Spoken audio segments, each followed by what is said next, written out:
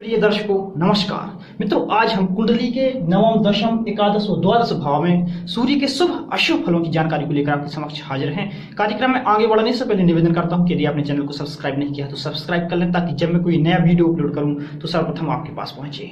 मित्रों, यह एपिसोड सूर्य के शुभ अशुभ फलों की जानकारी का तीसरा भाग है, जिसमें से केवल इन 4 भावों में सूर्य के शुभ अशुभ फलों की जानकारी आपको यहाँ पर दी जाएगी।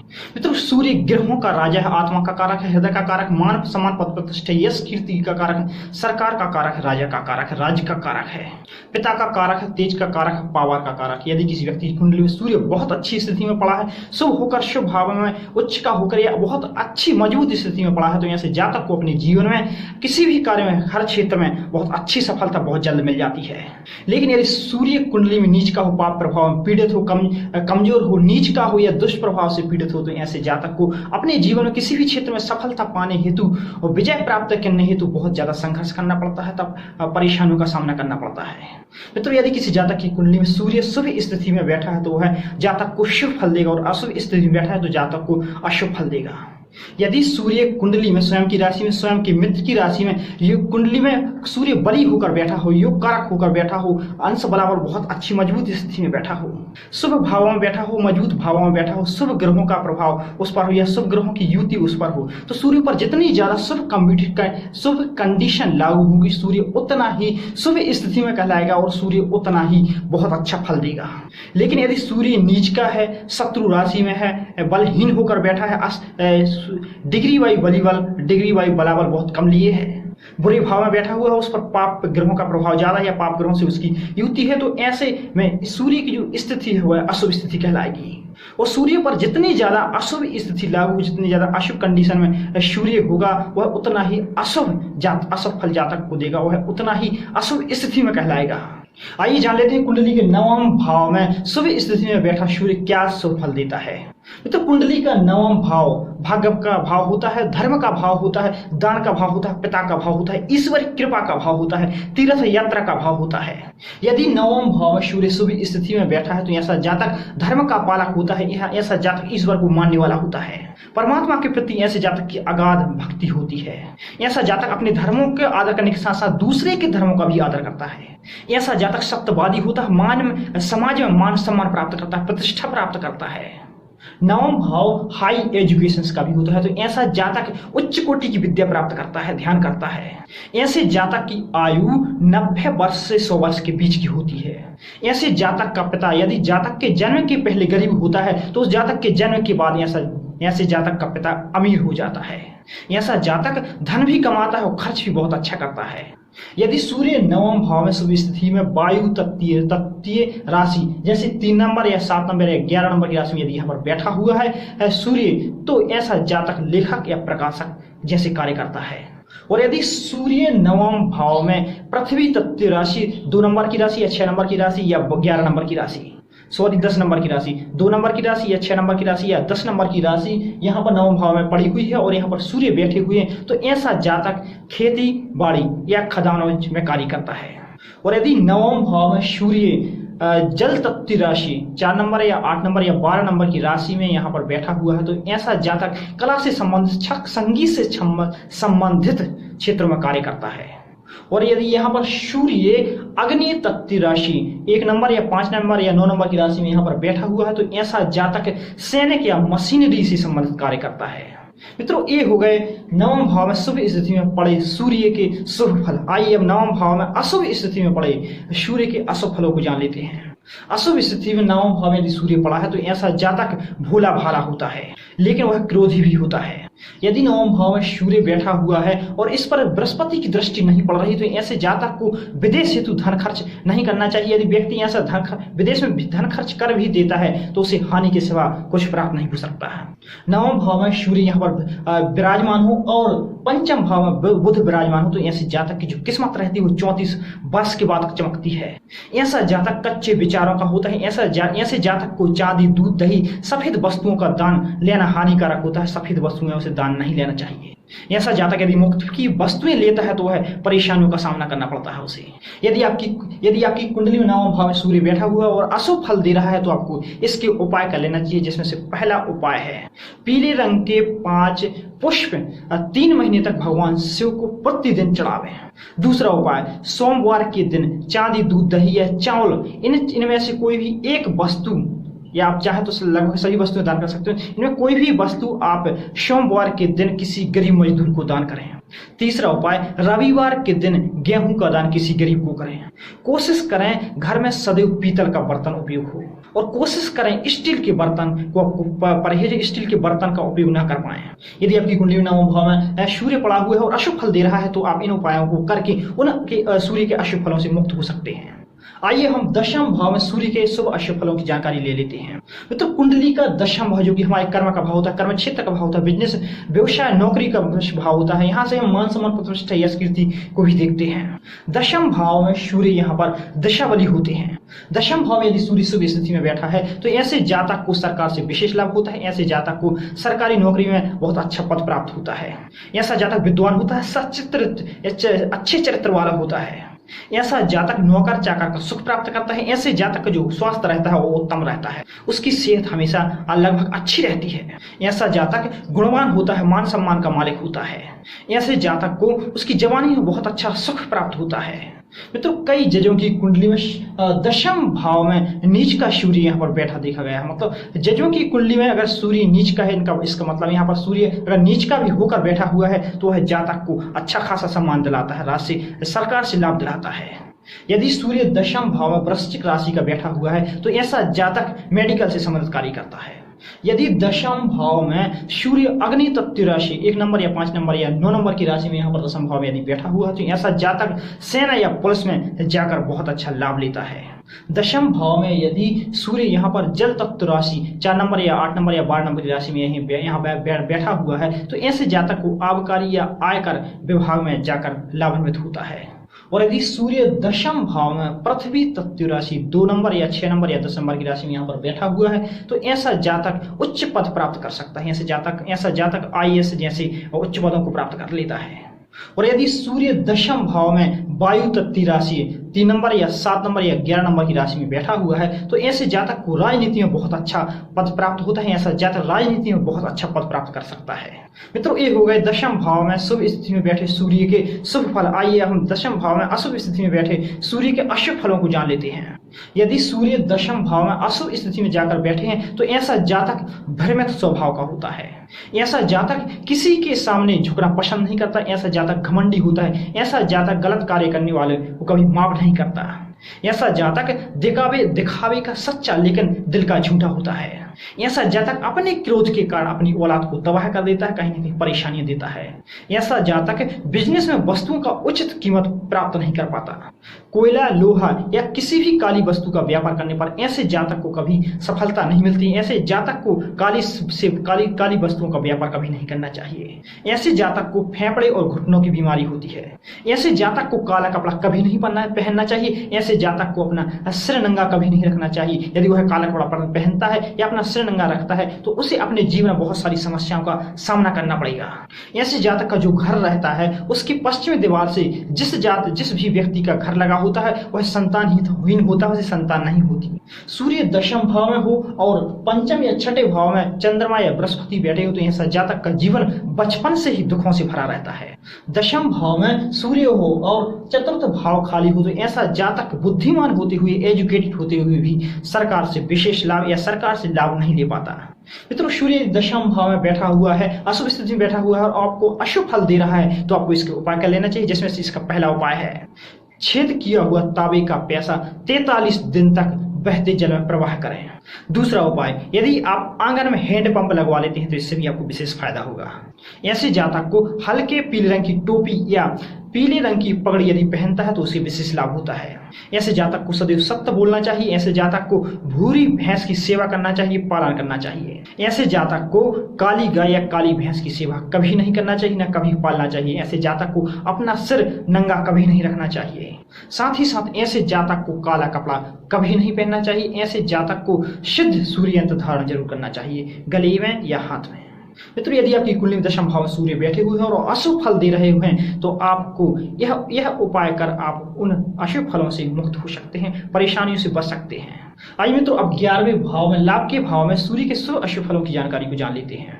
11वां भाव हमारी आय का भाव होता है, हमारे लाभ का भाव होता है, बड़े भाई बहनों का भाव होता है, लंबी यात्राओं का भाव होता है, हमारी कामनाओं का भाव होता है, हमारी इच्छाओं का भाव होता है। यदि 11वें भाव में सूर्य शुभ स्थिति में जाकर बैठे हैं तो ऐसा जातक अत्यंत धनवान होता है और सरकार का सेवक होता है, सरकार में पद प्राप्त करता है। ऐसे जातक के नेत्र बड़े ही मनमोहक होते हैं। ऐसा जातक गायक और विद्या से संबंधित क्षेत्र में बहुत अच्छा लाभ लेता है। ऐसा जातक धार्मिक होता है, परोपकारी होता है, यशस्वी होता है। ऐसे जातक को अपने जीवन में बहुत अच्छी मान सम्मान पद प्रतिष्ठा प्राप्त होती है। ऐसे जातक की संतान बहुत अच्छी होती है। ऐसे जातक को 3 पुत्र होते हैं। ऐसे जातक को सरकार से बहुत अच्छा लाभ होता है। ऐसा जातक शाकाहारी हो सकता है और ऐसा जातक ऊंची सोच रखने वाले होते हैं। ऐसे जातक की धर्म के प्रति पूर्ण आस्था होती है। ऐसा जातक अपना पूर्ण जीवन ऐशो आराम से व्यतीत करता है। ऐसे जातक की जो आयु होती है वह लगभग 85 से 90 वर्ष के बीच होती है। ऐसे जातक को अच्छे कुल की स्त्रियों से विशेष लाभ होता है। ये थे 11वें भाव में बैठे सूर्य के शुभ स्थिति में बैठे सूर्य के फल। आइए हम अशुभ स्थिति में बैठे सूर्य के अशुभ फलों को जान लेते हैं।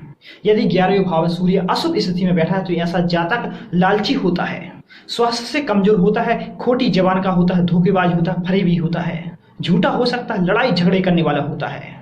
मांस खाने और शराब पीने से ऐसा जातक तबाह हो जाता है। 11वें भाव में सूर्य और पंचम भाव में शुक्र बैठा हो तो ऐसे जातक की पति पत्नी में कभी नहीं बनती। ऐसे जातक का जो वैवाहिक जीवन है वो कहीं ना कहीं तबाह हो जाता है। सूर्य 11वें भाव में और पंचम भाव में शनि हो तो ऐसे बच्चे का जो मृत्यु हो 12 साल में हो जाती है। ऐसा जातक होता है वो 12 वर्ष जिंदगी के 12 वर्ष में मृत्यु को प्राप्त कर लेता है। 11वें भाव में बैठा सूर्य अशुभ फल दे रहा है तो आपको इसके उपाय कर लेने चाहिए, जिसमें से पहला उपाय है रात्रि के समय मूली के 5 पत्ते सिरहाने रखकर सुबह मंदिर में चढ़ा देवे। दूसरा उपाय काला कपड़ा और सरसों का तेल शनिवार के दिन किसी गरीब मजदूर को दान करें। घर का मुख्य द्वार है पूर्व दिशा में रखें और प्रतिदिन भगवान सूर्य को मीठा जल अर्घ करें। यदि किसी जातक की कुंडली के 11वें भाव में सूर्य अशुभ फल दे रहे हैं तो यदि जातक इन उपायों को कर लेता है तो उन जो जातक 11वें भाव में बैठे अशुभ सूर्य के दुष्प्रभाव से बच सकता है। आइए अब जान लेते हैं कुंडली के 12वें भाव में सूर्य के शुभ अशुभ फलों की जानकारी को। 12वां भाव जो कि हमारे व्यय का भाव होता है, हमारी हानि का भाव होता है, अस्पताल के खर्चों का भाव होता है, अस्पताल का भाव होता है, जेल का भाव होता है, सैया का भाव होता है, नींद का भाव होता है। यदि 12 भाव में सूर्य शुभ स्थिति में जाकर बैठे हैं तो ऐसा जातक सुख की नींद सोने वाला बेफिक्र इंसान होता है। ऐसा जातक गुप्त विद्याओं में पारंगत होता है, लंबी जागीरों का स्वामी होता है, व्यापार में बहुत अच्छा लाभ कमाता है। ऐसा जातक अत्यधिक भावनात्मक होता है। ऐसा जातक विदेशों में यात्राएं करता रहता है क्योंकि यह विदेश यात्रा का भाव 12 भाव विदेश यात्रा का भी भाव होता है। ऐसा जातक धर्महीन संतानहीन नहीं होता है। ऐसा जातक विद्वान होता है, ब्रह्मज्ञानी होता है। ऐसा जातक केमिस्ट्री से जुड़े हुए कार्य, मेडिकल से जुड़े कार्य में विशेष सफलता प्राप्त करता है, तरक्की प्राप्त करता है। मित्रों, ये हो गए शुभ फलों की जानकारी। और यदि 12वें भाव में सूर्य अशुभ स्थिति में जाकर बैठा हो तो है वह अशुभ फल देगा। क्या अशुभ फल देगा आइए जान लेते हैं। यदि 12 भाव में सूर्य अशुभ स्थिति में जाकर बैठे हैं तो ऐसे जातक को उदासी घिरी रहती है। ऐसा जातक द्वेष करता है, नेत्र का रोगी होता है। ऐसे जातक के दिमाग में मस्तिष्क में खराबी आ जाती है। 12वें भाव में यदि अशुभ स्थिति में सूर्य बैठा है तो ऐसे जातक के गृह घर में सुख दाम्पत्य जीवन अच्छा नहीं रहता। 12 भाव में बैठा अशुभ स्थिति में सूर्य बैठा हो और यहाँ पर कोई पाप ग्रह और बैठा हो तो ऐसे में दाम्पत्य जीवन घर का जो सुख रहता है कहीं ना कहीं बहुत ज्यादा बर्बाद होता है। ऐसे जातक को सही सुख मिलना, जीवन साथी का मिलना कहीं ना कहीं दुश्वार हो जाता है, परिस्थितियां विषम बनती हैं। ऐसा जातक कंजूस होता है, पिता से द्वेष करने वाला होता है, अभिमानी होता है। ऐसे जातक को बुरे कर्म के कारण राजकीय सरकार से दंड भी मिलता है। 12 भाव में बैठकर सूर्य अशुभ फल दे रहा है तो जातक को इसको उपाय कर लेना चाहिए, जिसमें से पहला उपाय है रविवार के दिन 40 नीले फूल धरती में दबाना चाहिए। ऐसे जातक को कर्म बहुत अच्छा करना चाहिए, अपने धर्म का पालन करना चाहिए, झूठी गवाही कभी नहीं देना चाहिए। ऐसे जातक को लोहे से संबंधित उद्योग या व्यापार कभी नहीं करना चाहिए, हमेशा नुकसान होगा। ऐसे जातक को ससुराल से बिजली से संबंधित सामान नहीं लेना चाहिए। यदि आप इन उपायों को कर लेते हैं तो 12 भाव में पड़े सूर्य के अशुभ फलों से बच सकते हैं। मित्रों, ये थी कुंडली के नवम, दशम, एकादश और द्वादश भाव में सूर्य के शुभ अशुभ फलों की जानकारी को। आज के लिए इतना ही। आइए अब वक्त हो चुका है आपके कमेंट के जवाब देने का। की कमेंट है महेश चापागाई जी का। इनका जन्म तारीख है 18 जनवरी 1984। इनका जन्म का समय है दोपहर के 12:58। और इनका जन्म स्थान है यह मंडालय, म्यांमार। इनका प्रश्न है कि मेरी शादी कब तक होगी। मेरी शादी में काफी समस्याओं का सामना करना पड़ रहा है। तो देखिए चापागाई जी, मैं आपकी कुंडली देख रहा हूँ। आपकी कुंडली मेष लग्न की कुंडली है और आपकी जो राशि है वह मिथुन राशि है। और आपने जो प्रश्न पूछा है वो विवाह से संबंधित प्रश्न है। वो कुंडली का सप्तम भाव, जो कि विवाह का भाव होता है, जीवन साथी का भाव होता है, आपके दाम्पत्य सुख का भाव होता है। आपकी कुंडली के सप्तम भाव में शनि और मंगल विराजमान है और सप्तम भाव का मालिक शुक्र अष्टम भाव में जाकर बैठा हुआ है। तो देखिए, सप्तम भाव में, विवाह के भाव में, मैरिज के भाव में, जीवन साथी के भाव में, सप्तम भाव में पाप ग्रहों का बैठना वैवाहिक जीवन के लिए, दाम्पत्य जीवन के लिए परेशानी तो देता ही है। सप्तम भाव में शनि के बैठने से जातक का जो विवाह होता है विलंब होता है, बहुत ज्यादा देर होती है विवाह में। आपकी कुंडली शुक्र सप्तम भाव के मालिक होकर अष्टम भाव में जाकर बैठे हुए हैं। तो यहाँ पर शुक्र जो है बलहीन, शुक्र में कहीं ना कहीं कमजोरी आ गई है। शुक्र पाप घर में, पापी घर में बैठकर, त्रिक भाव में बैठकर कहीं ना कहीं कमजोर हो गए हैं। शुक्र जो कि दाम्पत्य सुख के कारक होते हैं, पत्नी के कारक होते हैं। विवाह के भाव में, मैरिज के भाव में दो पाप ग्रहों के बैठना और सब विवाह के भाव का मालिक का त्रिक भाव में बैठना, यहाँ पर वैवाहिक जीवन के लिए, दाम्पत्य जीवन के लिए कहीं ना कहीं बहुत बड़ी परेशानी कह सकते हैं इसे। यहाँ पर विवाह में देरी तो हो ही रही है, लेकिन कहीं ना कहीं सुख चैन भी छिना हुआ होता है। लेकिन बहुत परेशान होने की जरूरत नहीं, क्योंकि यदि समस्या है तो उसके समाधान भी बहुत हैं। और शादी के योग की बात करें तो अभी गोचर के अनुसार आपकी शादी का योग तो इस वर्ष अभी भी चल रहा है। बस आपको इन ग्रहों के, जो आपकी कुंडली में दो पाप ग्रह बैठे हुए, सप्तम भाव में पाप ग्रह बैठे हुए, सप्तमी षष्टम भाव में आ गया है, तो इन संबंधी आपको उपाय जरूर करना चाहिए। यदि आप इनके उपायों को कर लेते हैं तो जो आपकी शादी का योग बन रहा है वह सफल हो जाएगा। वो मैं आपके लिए इसके लिए खास उपाय बताने जा रहा हूँ। इसलिए प्रतिदिन आपको एक माला सुबह, एक माला शाम को ओम द्राम द्रीम द्रोम सह शुक्राय नमः इस मंत्र का प्रतिदिन जाप करना है। और शुक्रवार के दिन दूध, दही, चीनी या सफेद कपड़ा शुक्रवार के दिन किसी गरीब को दान अवश्य दें। साथ ही साथ आपको प्रतिदिन जल में एक चुटकी हल्दी डालकर स्नान करना है। प्रत्येक मंगलवार को हनुमान चालीसा का पाठ कीजिए और हनुमान जी को सिंदूर और चोला चढ़ाइए। यह उपाय आपको 9 मंगलवार करना है। एक खास उपाय मैं शादी के लिए आपके लिए बताने जा रहा हूँ। यह उपाय कर लेते तो निस्संदेह आपकी शादी में जो आ रही बाधाएं वो पूरी तरह से दूर होंगी और आपकी शादी का योग बनेगा और आपकी शादी होके जाएगी। उपाय में आपको ये करना है कि पेपर के 5 टुकड़े बना लेना है और प्रत्येक टुकड़े पर एक एक मुट्ठी दाएं हाथ से आपको एक एक मुट्ठी उड़द रखना है। साथ ही साथ उड़द रखने के बाद आपको एक एक डली गुड़ की रखना है। इस तरह से 5 पुड़ियां बन जाएंगी। यह कार्य आपको मंगलवार के दिन करना है। प्रत्येक मंगलवार प्रत्येक एक पुड़िया को आपको हनुमान चालीसा का पाठ करके उस पुड़िया को आपको कहीं से भी खोज कर नादिया बैल को उस पुड़िया को खिला देना है।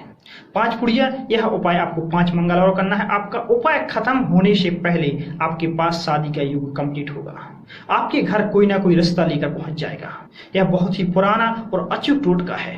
और प्रतिदिन आप अपने इष्ट देव से शादी की प्रार्थना कीजिए। आपकी शादी के योग बनेगा और आपकी शादी अवश्य होगी। दूसरा की कमेंट है रितेश कुमार असाटी जी का। इनका जन्म का तारीख है 27 अप्रैल 1998। जन्म का समय है सुबह के 10:20 और इनका जो जन्म स्थान है वो है इलाहाबाद। इन्होंने पूछा है कि क्या मेरी कुंडली में कोई मांगलिक दोष है, कृपया मांगलिक दोष है तो मुझे बताने का कष्ट करें।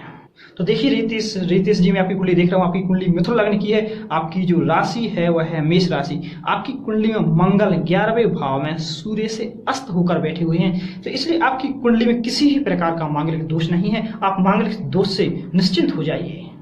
की कमेंट है राम जीवन शुक्ला जी का। इनका जन्म का तारीख है 8 मई 1996। जन्म का समय है दोपहर के 2:35 और इनका जो जन्म स्थान है वह ललितपुर, इंडिया।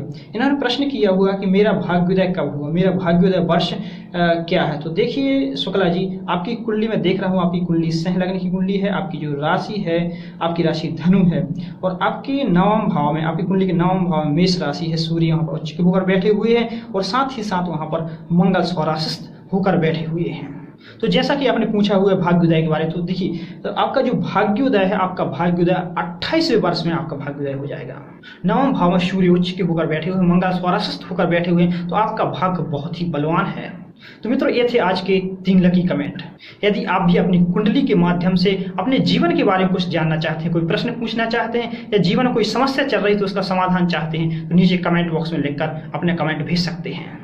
मित्रों, आज के लिए बस इतना ही। आपने मेरा वीडियो देखा, इसलिए आपको बहुत बहुत बहुत सारा धन्यवाद। और मैं आपसे विशेष निवेदन करता हूं कि आप हमेशा खुश रहिए, प्रसन्न रहिए, पॉजिटिव सोचते रहिए, पॉजिटिव करते रहिए। पॉजिटिव सोच, पॉजिटिव कर्म जीवन का बहुत ही सुंदर, बहुत ही बढ़िया विस्तार करते हैं, साथ ही साथ आपको समस्त समस्याओं से बचाए रखते हैं। साथ ही साथ निवेदन करता हूं कि यदि आपने चैनल को सब्सक्राइब नहीं किया तो सब्सक्राइब कीजिए और वीडियो को लाइक कीजिए, शेयर कीजिए। नेक्स्ट एपिसोड में पुनः मिलते हैं खास विषय के साथ। तब तक के लिए इजाजत दीजिए। नमस्कार, जय श्री कृष्ण।